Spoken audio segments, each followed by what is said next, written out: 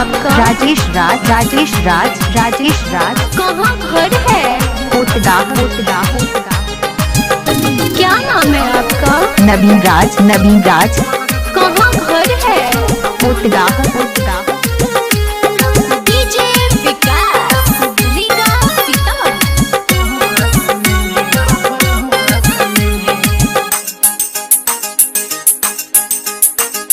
तोहरे चक्कर में रे गोरकी मच्छर काटवनी रात बहस में, मच्छर काटवनी रात बहस में।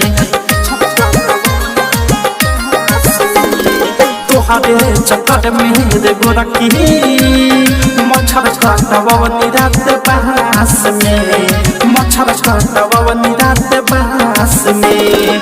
कहके नयले खराब बनैले खरा रही तोहरे आस में, तोहरे चक्कर में रे गोरकी मच्छर काटवनी रात बहस में, मच्छर काटवनी रात बहस में।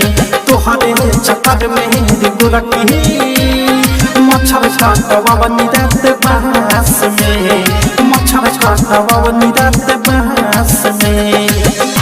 क्या नाम है आपका? राजेश राज। कहाँ घर है? पोतदा। क्या नाम है आपका? नवीन राज। कहाँ घर है? पोतदा। झूठ बोलले जाता रात काहे के कइले, मिले के फेरा में रही खनौ ना खाइले। झूठ बोलले जाता रात काहे के कइले, मिले के फेरा में रही खनौ ना खाइले। तू सोत गइले खनौ ना खाइले, कहले मोबाइल न रहे पास में। तोहरे चक्कर में रे गोरकी मच्छर काटवनी रात बहस में, मच्छर काटवनी रात बहस में। तोहरे चक्कर में रे गोरकी मच्छर काटवनी रात बहस में, मच्छर काटवनी रात बहस में। डीजे विकास लीगा सीतामढ़ी। क्या नाम है आपका? राजेश राज। कहाँ घर है? पोतदा।